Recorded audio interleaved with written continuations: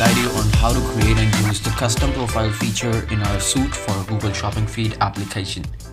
Let's start with the video and learn how to create a custom profile. Now you need to log into the application and click on the custom profile option from the menu on the left panel.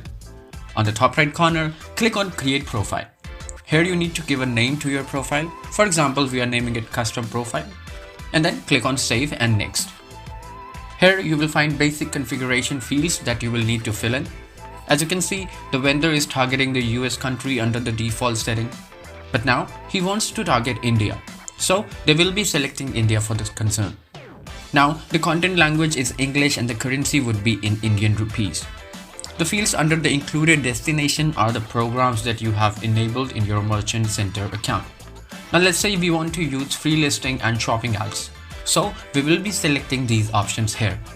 Now let's scroll down a bit, and in the attributes drop down, you'll find different attribute types. You can choose what kind of attributes you want to map. For example, if you want all the products with a price greater than 100 rupees, you can fill these fields as per your requirement and then click on test your query.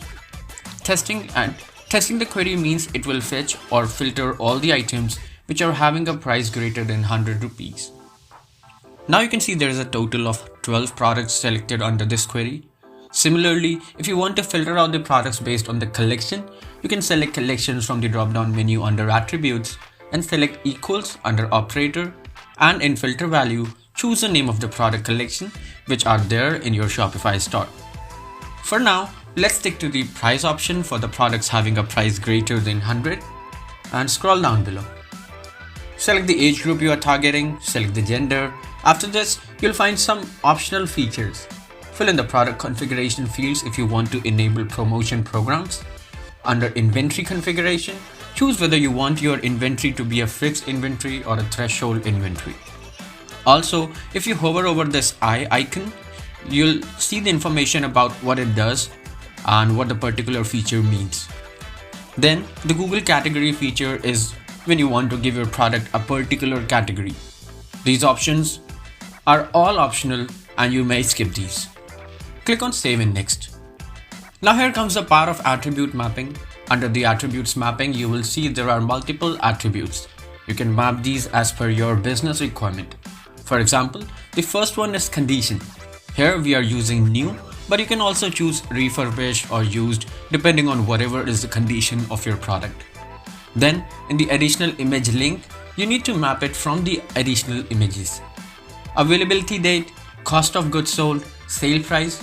You may skip these options. If you have, you can map these, else you can skip these for the time being.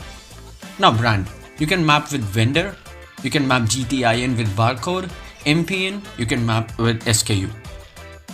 Adult, multi-pack is bundle, age group. You can map them if you require. Color.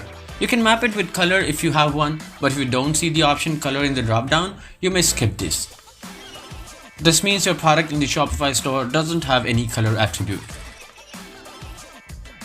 Then size. You can map it with the size option. Now here comes the custom label. As we said it in the beginning of the video that you can send custom label and you can send the shipping label also. So if you want to send custom label 0, you can write, for example, new product. Now if you want to send the shipping label also, then you can send it. For example, I want to send free ship under the shipping label. Custom labels and shipping label are not mandatory attributes, but the attributes that we have assigned before are mandatory. Now click on create profile and your profile will be created. In the custom profile option, we can see that the profile we have just created is visible here.